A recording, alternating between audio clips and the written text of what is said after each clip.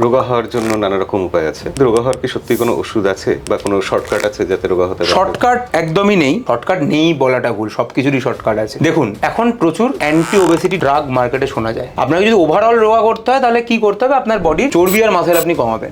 তো এটা আপনি কমাবেন কি করে? যেটা ট্র্যাডিশনাল উপায় রোগা হওয়ার, সেটা হচ্ছে ক্যালোরি ডিফিসিট। একটা মেনটেনেন্স ক্যালোরি আছে আমাদের প্রত্যেকের। আমরা যদি শুয়েও থাকি, একটা ক্যালোরি আমাদের খরচ হয়, কারণ আমাদের বডির মধ্যে হার্ট চলছে, সমস্ত অর্গানগুলো কাজ করছে। এই যে আমরা জেগে রয়েছি, বেঁচে রয়েছি, তার জন্য তো একটা ক্যালোরি খরচ হচ্ছে। এটা হচ্ছে মেনটেনেন্স ক্যালোরি আমাদের।